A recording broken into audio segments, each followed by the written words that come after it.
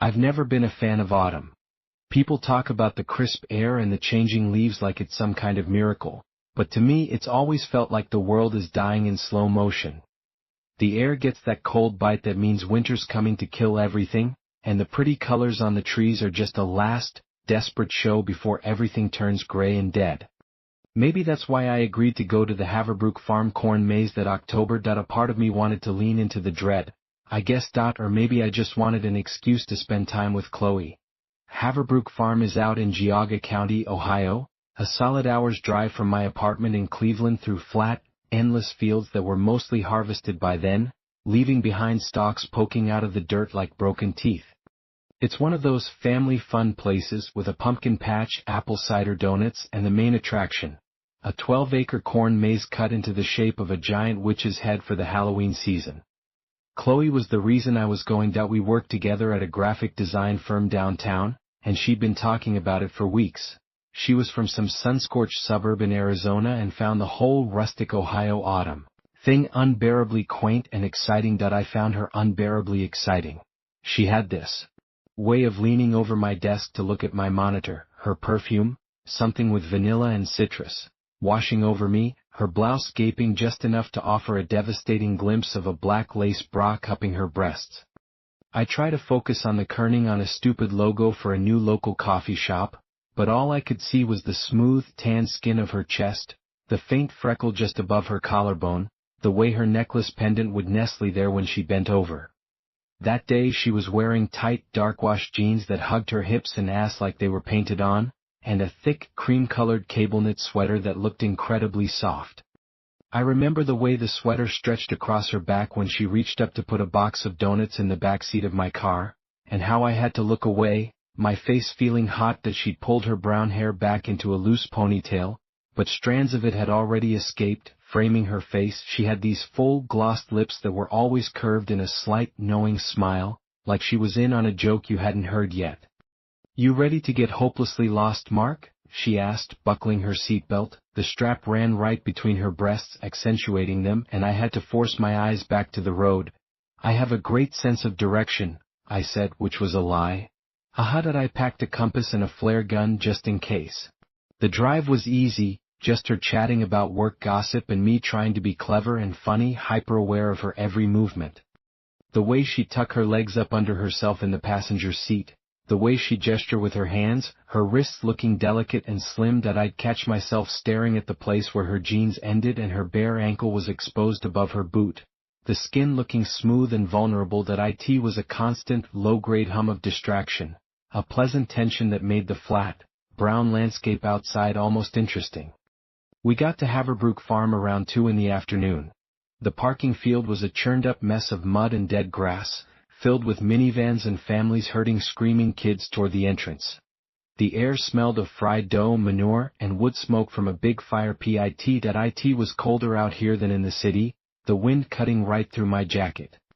We paid our $20 each and got a cheaply printed map on yellow paper. The maze itself was intimidating.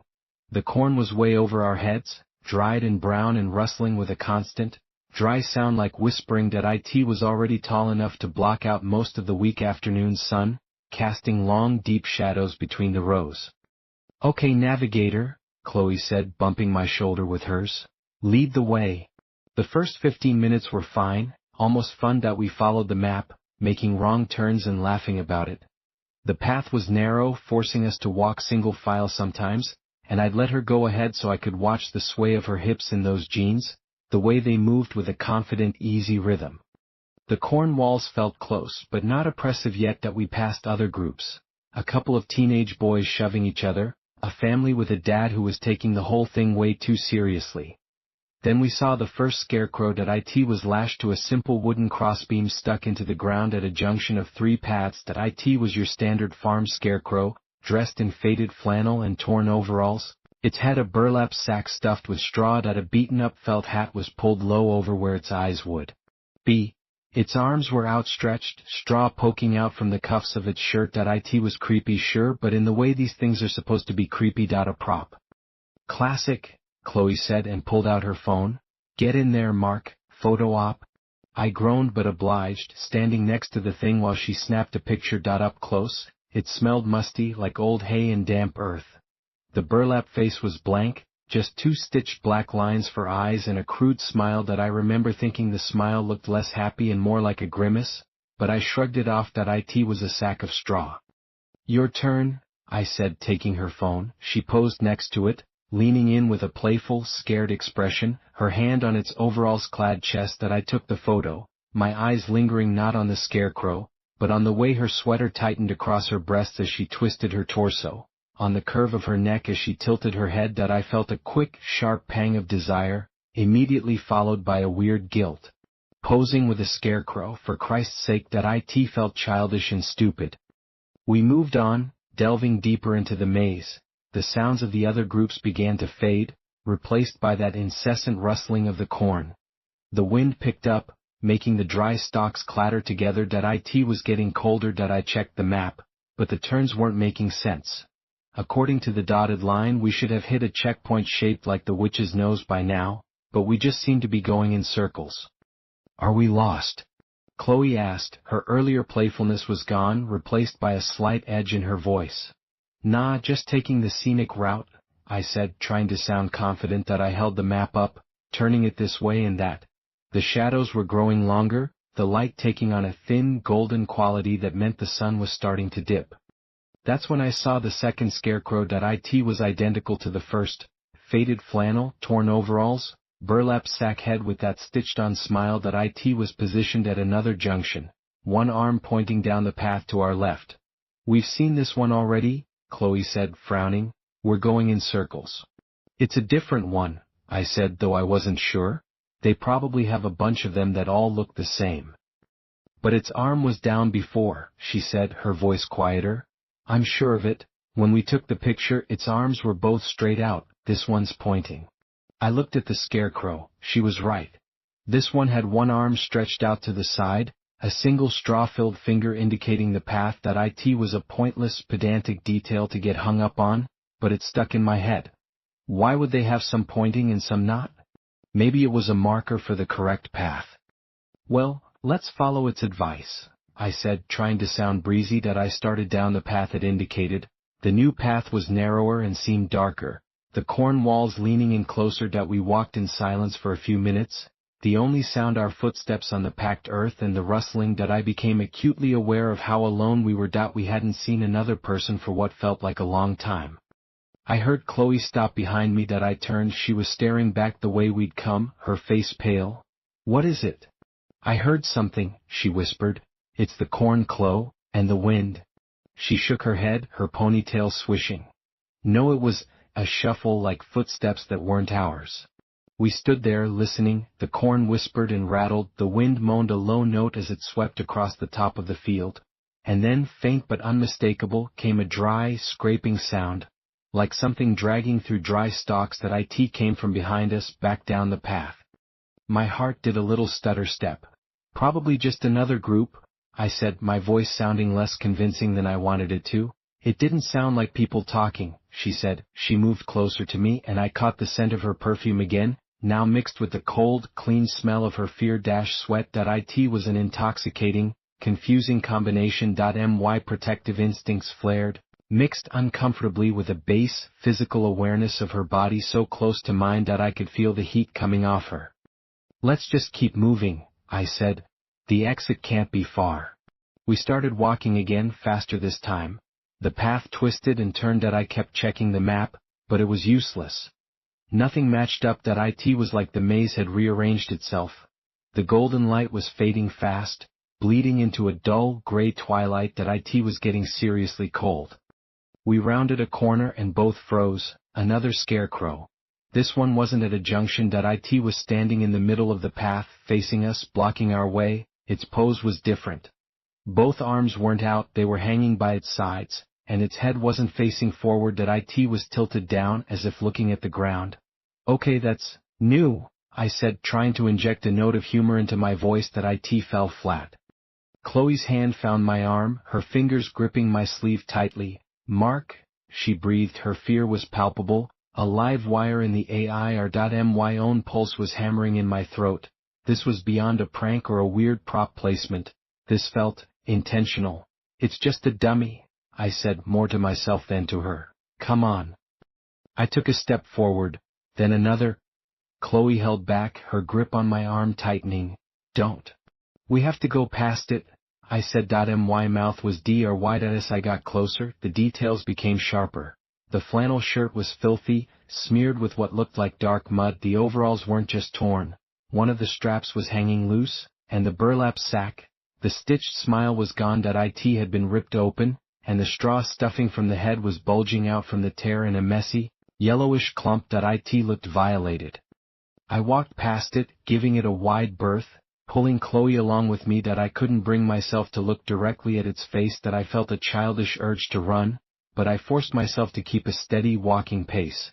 Once we were past it, I glanced back. The scarecrow was still there, standing in the middle of the path, its head bowed. It looked like it was mourning something. We didn't speak for a long time after that, just hurried through the twisting paths, our breath puffing out in white clouds. The maze seemed to have no end. The map was a cruel joke. Panic was starting to set in, a cold knot in my stomach that had nothing to do with the temperature. The twilight deepened into proper dusk. The world became a study in shades of gray and blue. The rustling of the corn seemed louder, more menacing. Every shadow looked like a person standing still. Every shift in the wind sounded like a sigh. That's when we saw the man. We came around a bend, and there he was, standing about 50 feet down the path, just outside the entrance to a dead-end corridor. He wasn't a scarecrow. He was a person. Tall, gaunt, wearing a long dark coat that hung off his frame. He was perfectly still, facing us. My first feeling was one of immense relief. Another person. We weren't alone. Hello. I called out, my voice cracking a little. Hey. Are you lost too?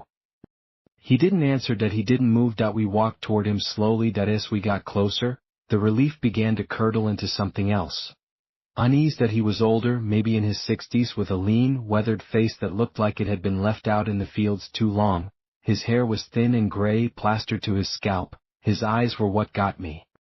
They were a pale, watery blue, and they were fixed on us with an intensity that felt all wrong. He wasn't looking at us like a fellow lost traveler. He was looking at us like a biologist looks at a particularly interesting specimen. Chloe's hand was a vice on my arm again.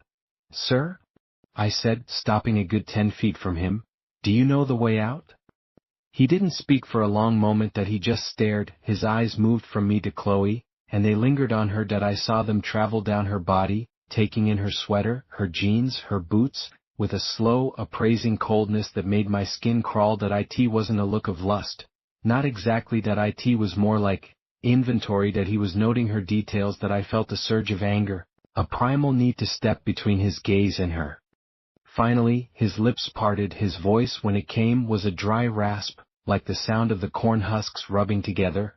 You shouldn't be on this path, he said. It wasn't what I was expecting. Not, I'm lost too, or the exit's that way. It was a statement. An accusation. What? I said, thrown. This path, he repeated, his voice flat and devoid of inflection. It's not for you. He lifted a bony hand from his coat pocket and pointed past us, back the way we came. You need to go back. The pointing one. It shows the safe way. The pointing one? Chloe whispered, the scarecrow. The one with its arm out. Who are you? I asked, my voice harder now. Do you work here? A smile stretched across his thin lips. It was a terrible smile, devoid of any warmth or humor. It was a crack in a desert floor. I tend the field, he said. It was such an odd, archaic phrase. Tend the field. He took a step forward. We both took an involuntary step back. The pointing one, he said again, his eyes locking on mine. They were so pale, almost colorless in the fading light. It's the only way out before dark. You don't want to be in here after dark. He took another step. He was closer now. I could smell him. A scent of old soil, dried sweat, and something else, something sweet and rotten, like spoiled fruit. Why? The word came out of me as a choked whisper. His horrible smile widened a fraction. The watchers get restless. He said it so matter-of-factly, as if commenting on the weather. The watchers. My mind immediately flew to the scarecrows. A cold dread, deeper and more profound than any simple fear of the dark or of being lost, began to seep into my bones. He was looking at Chloe again, his head cocked to the side. "Pretty thing," he rasped. "Such pretty colors, like a late apple, sweetest before the rot." Chloe made a small, terrified sound in the back of her throat and pressed herself against my side that I could feel her whole body trembling. My own fear was eclipsed by a white-hot rage at his words, at his violation. I wanted to hit him. I wanted to slam my fist into his gaunt, knowing face. "We're leaving," I snarled, pulling Chloe with me. I turned my back on him, which took every ounce of courage I had, and started walking quickly back the way we came. I expected to hear his footsteps behind us. I expected to feel his hand on my shoulder. There was nothing. After about 20 paces, I couldn't stand it anymore. I had to look. I glanced over my shoulder. The path behind us was empty. The man was gone. There was no side path he could have ducked down. No sound of retreating footsteps. He had just vanished into the deepening gloom of the maze. Where did he go? Chloe gasped, her voice trembling violently. "I don't know," I said, my heart hammering against my ribs. "I don't know." We started to run. Not a sprint, but a fast, frantic jog, our shoes slipping on the dirt. We had to find that scarecrow, the one with the pointing arm. It was our only instruction. Our only hope. The man's words echoed in my head. * You don't want to be in here after dark. The watchers get restless, star. The light was failing rapidly now, the world was dissolving into shadows. The corn walls were no longer brown but black, towering monoliths against a charcoal-gray sky. We skidded around corners, our breath ragged. Every rustle of corn sounded like pursuit. Every shape in the periphery looked like a gaunt man in a long coat. And then we saw it up ahead at a junction, and at its center, the scarecrow with one arm outstretched, pointing down the left-hand fork. We stumbled to a halt in front of it. Panting. It was the same one. I was sure of it.